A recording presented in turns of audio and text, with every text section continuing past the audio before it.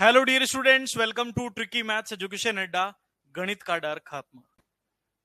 आप सभी स्टूडेंट्स को पता होगा हम लोग डिस्कस कर रहे हैं अपने एसएससी जीडी के प्रीवियस ईयर क्वेश्चंस को। तो एक बार सारे के सारे स्टूडेंट हमारे इस लाइव सेशन को ज्वाइन कर लीजिए। सभी को नमस्कार, कैसे हैं आप सब लोग। एक बार जल्दी से इस सेशन को शेयर कर दीजिएगा साथ साथ में। और आज हमारे इस सेशन में हम लोग डिस्कस करेंगे 13 जनवरी 2023 में जो एसएससी जीडी का पेपर हुआ था उसकी शिफ्ट 2 के बारे में। इससे पहले मैं 10 की चारों शिफ्ट करा चुका हूं, 11 की भी, 12 की भी, और आज हम पढ़ रहे हैं 13 की शिफ्ट सेकंड। और साथ में आप सभी बच्चों को पता होगा अपनी जो ऐप है ट्रिकी मैथ्स एजुकेशन अड्डा, उस पर एसएससी जीडी का लाइव बैच शुरू हो चुका है। आज उसकी दूसरी ही क्लास हुई है। तो जिन भी बच्चों को ज्वाइन करना है, क्योंकि अभी बेसिक पार्ट चल रहा है, सिर्फ जोड़ बाकी, बेसिक कॉन्सेप्ट, ट्रिक्स, गुणा करने की फर्स्ट ट्रिक्स, यूनिट डिजिट पता करने की ट्रिक्स, वो सारी चीजें आपके डिस्कस हो रही है। ओके, तो एक बार सभी बच्चे सेशन को शेयर कर दो, फिर हम इस इंपॉर्टेंट सेशन की शुरुआत करते हैं। सभी को नमस्कार। काजल, निशा, ब्रजेश, ओके, इंद्रजीत कुमार, हिमांशु, अंजू देवी, सुग्रीव, शशिकांत मणि, नंदन कुमार, सभी का वेलकम है ट्रिकी मैथ्स पर। ओके, तो सबका एक बार मैसेज आए जय हिंद का, तो फिर हम सेशन को शुरू कर लें।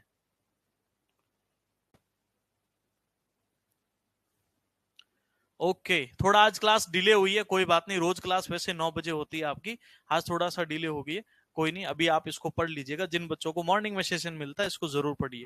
ओके, चलिए तो सिर्फ पेपर को शुरू करते हैं फिर। बहुत बढ़िया, सबका मैसेज आ चुका। Gopal Yadav, Nitin, Sudarshan, Pradesh Mahto, okay, Mega Saini, Nitin Kumar, Prince Rao, Brajesh Raj, okay, बहुत बढ़िया। जो बच्चे एसएससी जीडी की इस 84,000 पोस्ट पर भर्ती आ रही है और उसका पेपर जो जनवरी और फरवरी में होने वाला है, उस भर्ती परीक्षा के लिए एसएससी जीडी का लाइव बैच आपके ऐप के ऊपर आ चुका है। तो जिनको लाइव पढ़ना, रोज सुबह 10 बजे क्लास होती है उसमें, तो वो जरूर ज्वाइन कर लेना। साथ में एक और चीज है कि जिन बच्चों को लाइव नहीं रिकॉर्डेड बैच चाहिए, तो उसका रिकॉर्डेड बैच सेपरेट जो है, जिसमें सारे वीडियो सेशन आ चुके हैं, आप उसको भी ज्वाइन कर सकते हैं। चलिए, तो पहला क्वेश्चन आपकी स्क्रीन पर आ चुका है कि 12 सेंटीमीटर ऊंचाई और 6 सेंटीमीटर व्यास वाले एक ठोस गोले के बेलन को पिघलाकर, एक बेलन को पिघलाकर फिर उसको एक गोले का रूप दिया जा रहा है, प्रत्येक जिसका व्यास 6 सेंटीमीटर व्यास वाले ठोस गोलों की संख्या बताओ। तो बहुत बढ़िया सवाल है, तो ध्यान से सुनिएगा। बेलन का जो आयतन होता है वो होता है पाई आर स्क्वायर एच, और शंकु का होता है 1/3 पाई आर स्क्वायर एच, गोले का होता है 4/3 पाई आर क्यूब। तो पाई का मान देखो, पाई से तो पाई कैंसिल हो रहा है, कॉमन वैल्यू है। यहां पर कैपिटल आर कर दो, इसको थोड़ा अलग अलग दर्शाने के लिए। आर स्क्वायर, तो मुझे बताओ इसका व्यास अगर 6 है, बेलन का अगर व्यास 6 है, तो त्रिज्या हो जाएगी 3। और गोले में बोला है गोले का व्यास भी 6 है, तो इसकी भी त्रिज्या हो जाएगी 6/2 यानी 3। तो यहां रख दीजिए 3 का स्क्वायर इंटू एच का मान, 3 का स्क्वायर 9 लिख दू। एच का मान कितना है बोलो, इसके बटे में कर दो सीधा, पाई आर स्क्वायर एच। इसी से ये गोला बनाया जा रहा है 4/3 पाई आर क्यूब। तो ध्यान से सुनिएगा, इससे कैंसिल, और दोनों के व्यास समान है तो डायरेक्ट 3 इंटू 3 भी रख सकते हो। तो ऊपर 9 इंटू 12 बटे में 3 ऊपर चला जाएगा, फिर बटे में 4 into r cube. R cube इसका मान कितना हो जाएगा, 3, 3 का क्यूब 27। तो 9 से 27 3 बार, 3 से 3, 4 से 12 3 बार। तो ऐसे गोलों की संख्या कितनी हो जाएगी, 3 हो जाएगी, जो आपके लास्ट ऑप्शन में ही मौजूद है। क्लियर है। तो ये था अपना इसका पहला प्रश्न। अच्छा सा प्रश्न था, मेरे हिसाब से इसमें तकलीफ आनी नहीं चाहिए। एक सेकेंड, ठीक है। अगला क्वेश्चन देखिए। 10 लीटर मिश्रण प्राप्त करने के लिए 15 लीटर के दूध का क्या अनुपात होना चाहिए। 10 रुपए प्रति लीटर का मिश्रण प्राप्त करने के लिए पानी और 15 रुपए प्रति लीटर के दूध का क्या अनुपात होना चाहिए। पानी निशुल्क है। अब ये लाइन अगर नहीं पढ़ोगे ना, तो ये क्वेश्चन में घूम जाएगा दिमाग। पानी निशुल्क का मतलब पानी का कोई मूल्य नहीं है, वो जीरो है। तो इसका मतलब जो यहाँ पर 10 रुपए प्रति लीटर का मिश्रण तैयार करने के लिए जो मिल्क की मात्रा है वो 15 रुपए प्रति लीटर है। वाटर है भाई साहब वो फ्री है, और मिश्रण 10 रुपए लीटर का बनाना है। मुझे बताओ, एक नियम याद आ रहा है, मिश्री लाल जी का नियम, जो ये कहता है कि एक वैल्यू मिश्रण से ज्यादा हो, एक वैल्यू मिश्रण से कम हो। तो 15 में से 10 गया तो रिजल्ट हो जाएगा 5, 10 में से 0 गया तो रिजल्ट हो गया 10, तो अनुपात बन जाएगा 2:1, 2:1 जो है। फिर क्या बोला है, अच्छा तो दूध का पानी से क्या अनुपात होना चाहिए, तो पहले पानी लिखना है ना, वाटर रेशियो मिल्क, तो 1:2 हो जाएगा, जो आपके बी ऑप्शन में मौजूद है। लास्ट में इन्होंने रिवर्स कर दिया, ध्यान रखना है ना, ऐसे घबराना मत कि आंसर नहीं आया ऑप्शन में, ठीक है। चलिए आगे बढ़ते हैं, 20 तो सवाल है, सिंपल से भी कर लेंगे। 24 महिलाएं काम को 16 दिन में कर सकती है, तो 32 महिलाएं उसे कितने दिन में कर लेगी। एमडीएच बराबर एमडीएच रखना था बस, 16 से 32 2 बार, 2 से 24 बोलो 12 बार। ये सवाल था, देख लो ऐसे ऐसे सवाल बनते हैं, पर आगे कैलकुलेटिव भी आएंगे, ठीक है। 8,200 रुपए पर 15% की छूट मिलती है, यदि वह नगद भुगतान करे तो 3% की ज्यादा छूट मिली, तो वह कितना भुगतान करने वाली है। 8,200 पर पहले 15% का डिस्काउंट मिलेगा 85, और फिर बोला कि 3% की और डिस्काउंट मिला 97। चलिए देखो, 2 0 से 2 0 कैंसिल, 5 से 17 बार, 5 से बोलो 20 बार, 2 से 41 बार, 2 से बोलो 10 बार। ऊपर देखना, अब ये बचेगा 41 इंटू 17 इंटू 97। अब देखो हमेशा क्या होता है, जब हम एसएससी का बैच पढ़ते हैं तो यूनिट डिजिट सीखते हैं। यूनिट डिजिट का मतलब होता है इकाई अंक पता करना। तो यहां से देखो, 7 एकम 7, 7 7 49, लास्ट में इकाई में 9 बचेगा और 0.9 बचेगा। इसमें 0.9 है नहीं, इसमें है नहीं, इसमें है नहीं, तो यही रिजल्ट बनेगा 6760.9। अब आप कहोगे सर पॉइंट का पता 10 से चला, 9 कैसे आएगा, वो यहां से चला, 7 एकम 7, 7 7 49 से यूनिट डिजिट का पता चला। जिस बच्चे ने यूनिट डिजिट यानी इकाई अंक पता करना सीख लिया, आदि गणनाएं उसके लिए सरल हो जाती है। आगे बढ़ते हैं। एक खिलौने की लागत 1800 है, सेल में उसका मूल्य घटाकर 1500 किया गया, कितने की कमी आई। 1800 से 1500 हुआ, 300 की कमी 1800 पर गुणा 100, ये सिंपल सा क्वेश्चन है ये तो। 300 से 6 और 1/6 होता है, और 100/6 होता है 50/3, और ये आपके बी ऑप्शन में मौजूद है। तो इसमें तो तकलीफ होनी नहीं, ये सरल सवाल है भी। 1800 से कहां पहुंच गए आप, 1500 पर। अगला क्वेश्चन, 2 वर्षों में 15% से चक्रवृद्धि ब्याज 26,450 का मिश्रधन देता है, ब्याज का संयोजन वार्षिक रूप से किया गया है, तो मूलधन कितना रहने वाला है। 26,450 का मिश्रधन है और दर कितनी है बोलो 15%, तो मूलधन 100 था, दर 15 115, मूलधन 100 था, दर 15 115, तो मूलधन ही तो ला रहे। देखो 5 से 20 23, 20 23, ये 529 होता है मेरे हिसाब से, 5 बार कट जाएगा ये। 45 18 4 22 2 25 2 27, बिल्कुल देखो 45 4 10 4 14 असली 25 1 26 45, बिल्कुल ये इससे कट जाएगा 50 बार, तो 5 दूनी 10, 10 दूना 20, यानी 20,000 इज द राइट आंसर, और ये आपके सी ऑप्शन में ही मौजूद है। क्लियर है। तो ये मिश्रधन से हमने क्या पता कर लिया बोलो, मूलधन। 2 बार गुणा क्यों किया, 2 ईयर का टाइम था। ऊपर 100 क्यों रखा, क्योंकि ये मूलधन होता है, ये मिश्रधन होता है, और 15 रुपए 100 पर ब्याज लग रहा है, तभी हो गए 115। 2 साड़ी और 4 कमीज का मूल्य 1600 है, 2 साड़ी प्लस 4 कमीज को मैं के से लिख रहा हूं, साड़ी को ऐसे सरल भाषा में 1600। एक साड़ी प्लस 6 कमीज को हम कितने में खरीद सकते हैं, यदि 12 कमीज खरीदनी है। 2 साड़ी और 4 कमीज का मूल्य 1600, उसी पैसे में, सेम पैसे में ये आ रहा है 1600। तो हमें क्या करना है, क्या लानी लास्ट में, कमीज। अब यहां से एक काम की बात बता रहा हूं, ध्यान से सुनना मेरी बात को। जज की रेट आपको यहां पर लास्ट में लानी है। अगर आपको कमीज की रेट लानी है तो आप साड़ी की संख्या को बराबर कर दीजिए, और साड़ी की संख्या का मूल्य लाना है तो कमीज की संख्या को बराबर कर दो। यही सवाल ऐसे भी आता है पुस्तक और पेंसिल पर। पुस्तक का मूल्य लाना है तो पेंसिलों को बराबर कर दो, पेंसिल का मूल्य लाना तो पुस्तकों को बराबर कर दो, ताकि जब आप घटाओ तो रिजल्ट। अब हमें कमीज का मूल्य लाना है तो हम साड़ी की संख्या बराबर, तो हम क्या करेंगे, मैं इधर 1 से गुणा कर लू, इधर 2 से, तो ये दोनों बराबर हो जाएंगे। चेक करते हैं, देखो 2 साड़ी प्लस 4 कमीज, 1 से गुणा होगा तो ऊपर वाला तो सेम, लेकिन ये जब 2 से गुणा होगा, 2 साड़ी 6 दूनी 12 कमीज, 16 दूना 3200 रुपए। अब मैं जैसे ही घटाया घटाया घटाया तो ये तो कैंसिल, 12 में से 4 गए -8, घबराओ मत माइनस से, ये -1600, तो आपको ही पता माइनस वापस हट जाएगा।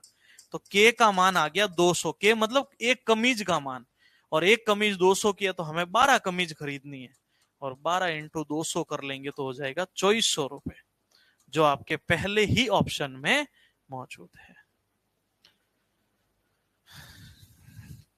तो मेरे हिसाब से अभी तक की बात आपको क्लियर हो चुकी होगी। आगे बढ़ते हैं। सर 1 और 2 से गुणा क्यों किया?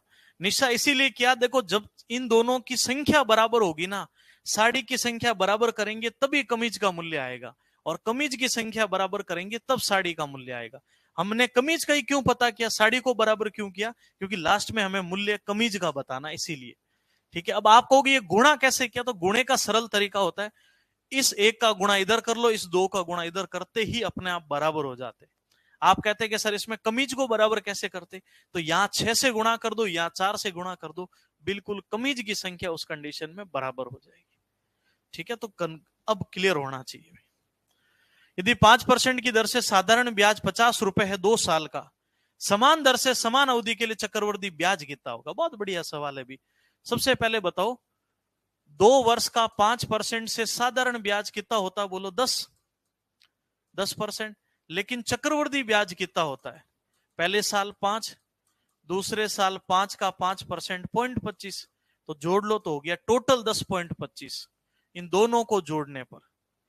अब बताओ 10% का मान किसके बराबर है? 50, तो 1% किसका पड़ा? बोलो 5 का, हमें लाना 10.25, तो 5 25, 2 10 और 2 12, 1 फिर 1 5 1 5 51.25, और ये हमारे पहले ही ऑप्शन में मौजूद है।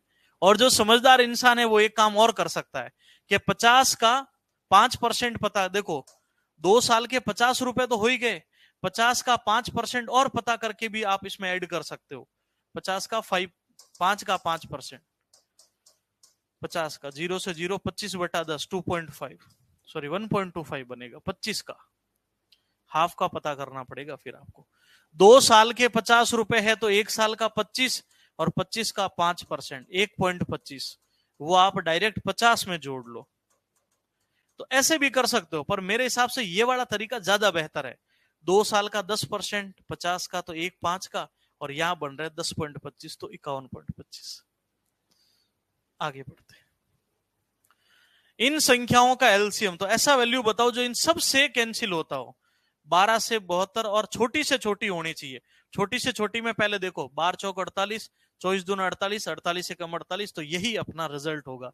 एलसीएम का मतलब लोवेस्ट कॉमन मल्टीपल, ऐसी संख्या जो छोटी से छोटी और इन तीनों से विभाजित हो, तो यही अपना उत्तर है। तो इसीलिए हमने 480 से शुरू किया, बाकी भाग तो 960 भी जाएगा ही। अगला क्वेश्चन देखो। अखिल एक काम को 26 दिन में कर सकता है, साक्षी और अखिल उसे 20 दिन में पूरा कर सकते हैं। उन्होंने एक साथ काम किया, लेकिन साक्षी ने 6 दिन काम करके छोड़ दिया। दोनों दिनों की संख्या ज्ञात करो जिसमें अखिल शेष काम को पूरा करेगा। बहुत अच्छा सा सवाल है। तो सबसे पहले देखो, अखिल कह रहा है 26 दिन, साक्षी प्लस अखिल कह रहे हैं 20 दिन, तो एलसीएम ले लो, कितना हो जाएगा? 130 से तो नहीं कटेगा, 260, इससे ये 10 बार, इससे ये बोलो 13 बार। तो मुझे बताओ यहां से साक्षी का काम कितना आ जाएगा? दोनों का काम अगर 13 है और उसमें से 10 अखिल का है, तो आप बताओ साक्षी का हो जाएगा 3।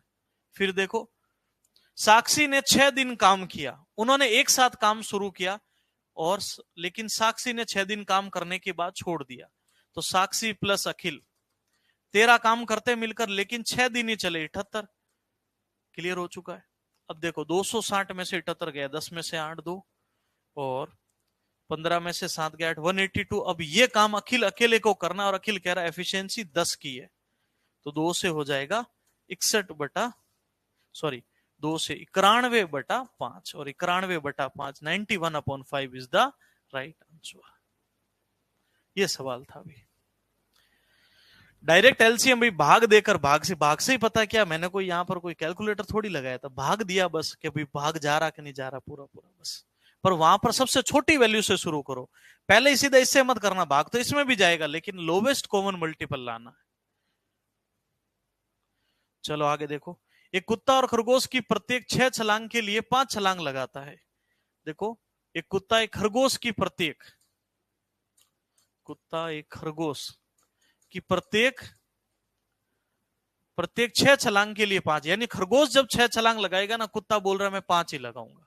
ठीक है चलो, लेकिन कुत्ते की 4 छलांग और खरगोश की 5 छलांग के बराबर होती है। इसकी जो 4 छलांग है, इसकी 6 छलांग, यानी ऑपोजिट हो जाएगा एक तरह से, 6:4 हो जाएगा मेरे हिसाब से। ओके चलिए एक सेकेंड है ना, 4:6 ये इनकी डिस्टेंस हो जाएगी। तो चाल हो जाता दूरी बटा समय, यानी जब ये 4 जाता होगा तब ये 6, तो डिस्टेंस अपॉन टाइम कर देंगे 5/4, 6 यहाँ कितना हो जाएगा 4, ये 5 के बराबर 4, 6/5। तो ये एलसीएम से गुणा करते हैं, 5×25, 6×4 = 24, 25:24 जो है वो आपका राइट आंसर इसमें बन जाएगा। ओके, तो इसको थोड़ा ध्यान से रखना है, यहां वाली चीज अगर समझ में आ गई ना तो दिक्कत नहीं होने वाली है। क्लियर है, आगे बढ़ते हैं। 4 कुर्सियों और 2 मेजों की 4 कुर्सियों की कीमत 2 मेजों के बराबर है। 4 चेयर की जो है वो 2 टेबल के बराबर है। तो आप बताओ कुर्सी और टेबल का क्या रेशियो बन जाएगा। एक मिनट इधर रखता हूं, थोड़ी जगह कम होगी। 4 कुर्सी 2 टेबल, मेज को टेबल बोल रहे हैं कि बराबर है, तो कुर्सी अनुपात टेबल ऑपोजिट होता है 2:4। फिर क्या बोला देखो, 1:2 बोल दो इसको। 4 मेजों की कीमत 2 बोर्ड के बराबर है, 4 टेबल 2 बोर्ड के बराबर है, तो इसको भी ऑपोजिट रखो दो, टेबल अनुपात बोर्ड में 2:4।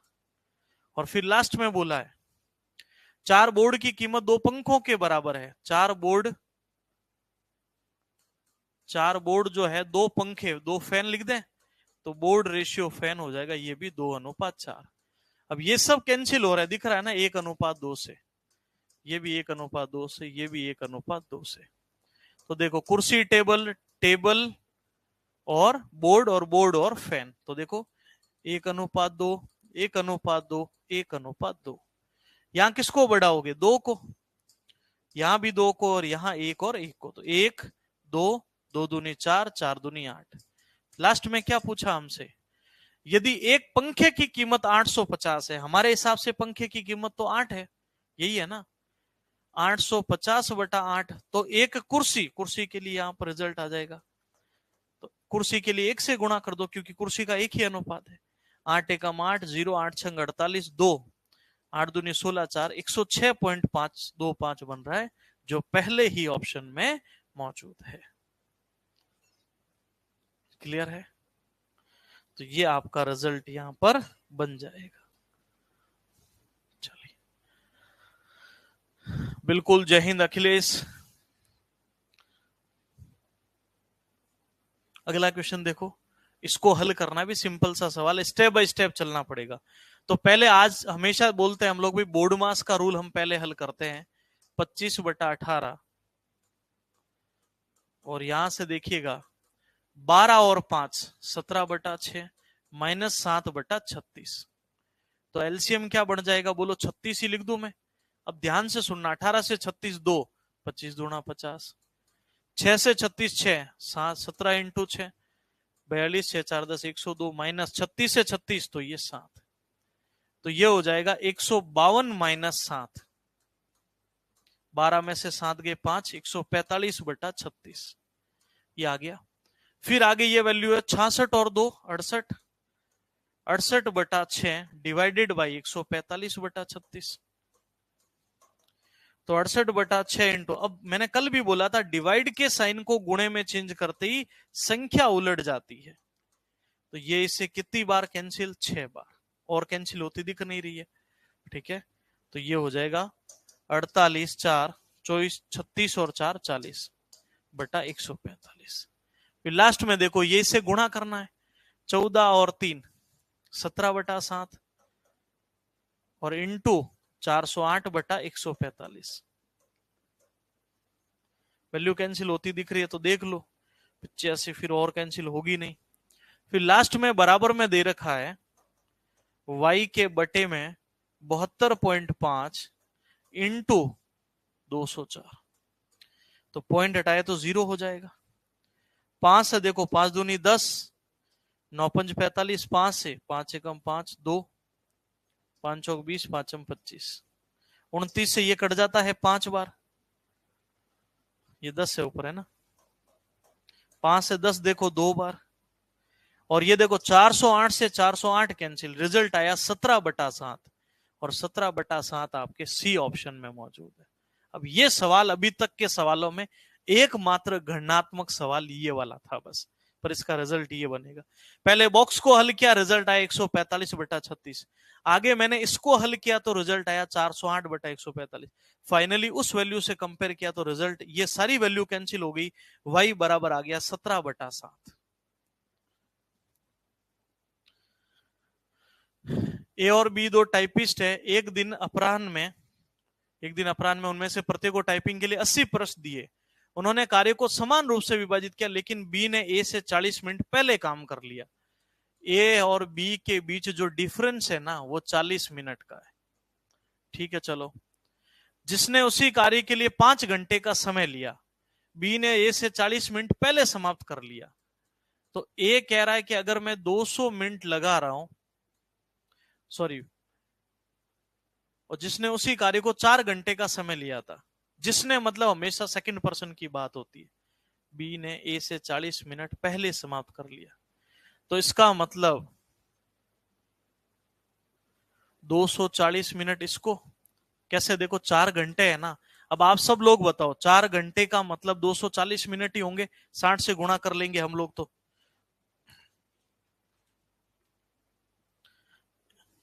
जिसने, यानी ये सेकंड पर्सन है, ये सेकंड पर्सन को होता है जब भी जो जिसने जिसे बुलाता है।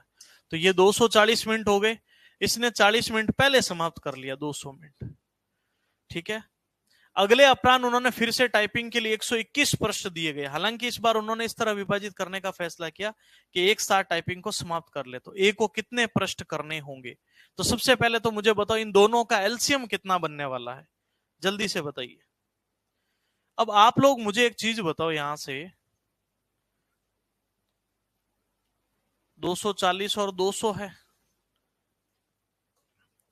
240 और फिर 200। पहले ये बताओ, एक दिन अपराह्न में, ठीक है ठीक है ठीक है ठीक है, लेकिन अगले सप्ताह अपराह्न फिर से 121 प्रश्न दिए गए कि वे एक साथ टाइपिंग को समाप्त कर ले। तो बताओ एक को कितने प्रश्न टाइप करने पड़ेंगे? तो सबसे पहले मुझे बताओ, इसमें किसका भाग दोगे आप लोग?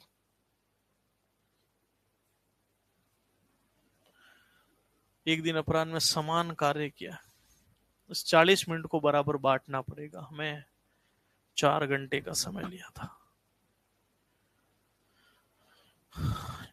अब ये जो 40 मिनट है कि वो चाह रहे हैं कि बराबर काम कर ले, तो इसका मतलब 20-20 मिनट का डिस्ट्रीब्यूशन होगा, 20 मिनट आपको यहां पर रखने पड़ेंगे। अब जैसे ही आप इसको हल करोगे, 0 से 0 इसको लग जाएगा 12 की एफिशिएंसी से, और इसको लग जाएंगे 10 की एफिशिएंसी। फिर आपको एलसीएम मेथड फॉलो करना पड़ेगा। 60 हो गया, 12 से 5, 10 से 6। अब बताओ ये दोनों मिलकर काम कितना करेंगे? 11, और काम करना 121, 121/11 करेंगे तो 11 का समय लगेगा। तो ए कितने प्रश्न टाइप करेगा? ए की एफिशिएंसी कितने की है? 5 की। 11 × 5, ए कर लेगा 55 प्रश्न, जो आपके बी ऑप्शन में ही मौजूद है। क्लियर है? 55 इज द राइट आंसर।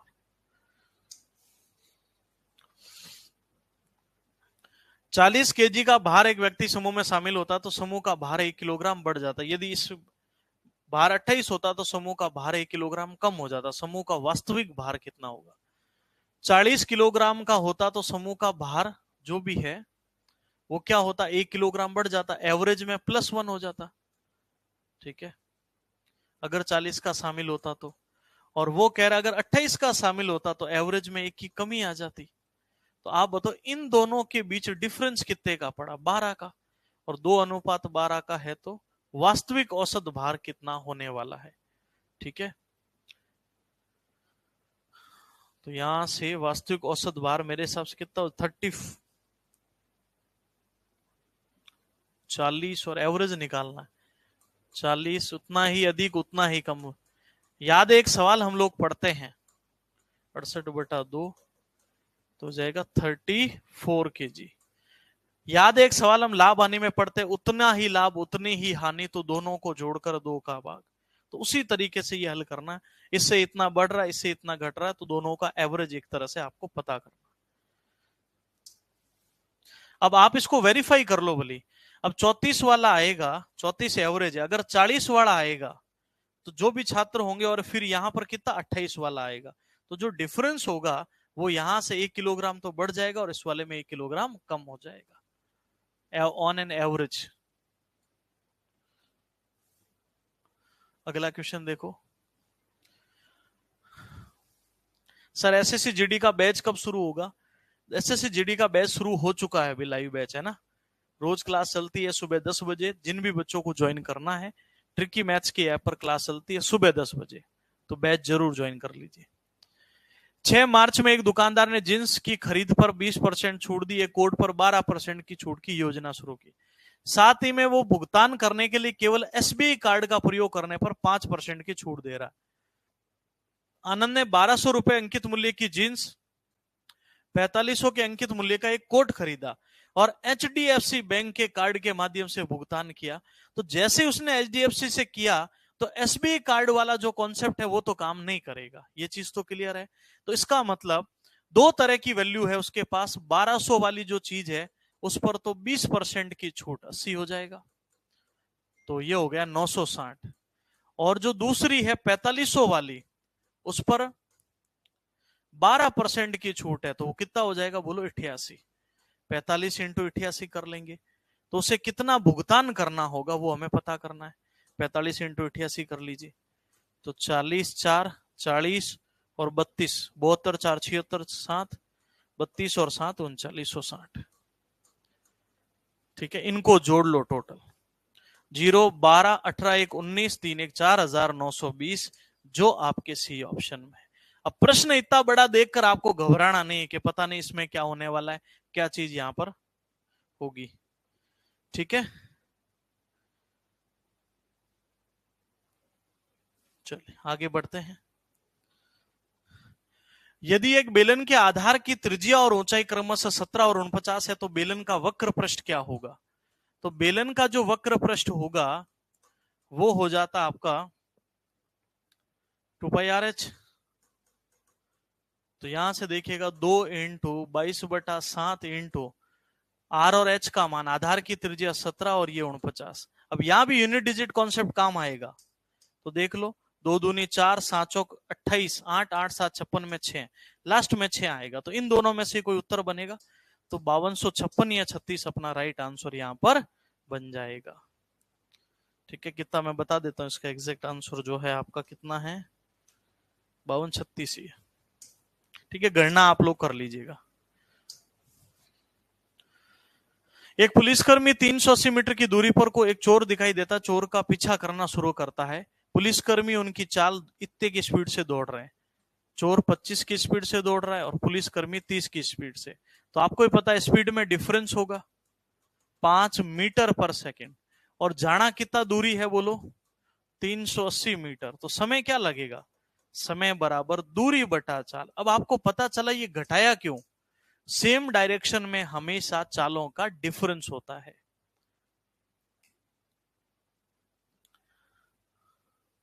चलिए 5 से देखो, 7 पंजे 35, 3 6 76 सेकंड का समय लगेगा, जो आपके पहले ही ऑप्शन में मौजूद है। आगे बढ़ते हैं। एक गतिमान वस्तु द्वारा तय की गई दूरी डी है, टी के अनुक्रमानुपाती है। डी टी के क्या है? अनुक्रमानुपाती है। 1/t होना चाहिए मेरे हिसाब से। ठीक है, जब एक ट्रेन 3 घंटे में 120 मील चलती है, तो 8 घंटे में कितना? ये तो सरल है, फिर डायरेक्ट ही कर लो ना। 3 आवर में अगर 120 चलती है, तो 1 आवर में कितना चलेगी बोलो? 40। तो 8 आवर में कितना चलेगी? 40 इंटू 8, 320 मील। और ये आपके बी ऑप्शन अनुक्रमानुपात का मतलब एक कम सेम रेशियो में आगे बढ़ रहे हैं। आगे बढ़ते हैं, आखिरी सवाल। 100 अंकों में 3 विषय हैं, 100 अंकों के। पहले में 75, दूसरे में 86, कुल 68% मिले। 68 इंटू 3 कर लो, 24 2 18 2 20, 204 नंबर आए 300 में से। एक में 75 आए, एक में 86 आए। 11, 15, 161। तो बताओ तीसरे में कितने आ जाएंगे? 204 में से ये 161 घटा लेंगे। ये 3 से गुणा किया, पता चल गया क्यों किया। 4 में से 1 3, 10 में से 6 4, 43। और 43 आपके पहले ही ऑप्शन में मौजूद है। तो ये था अपना सॉल्यूशन 13 की शिफ्ट 2 का।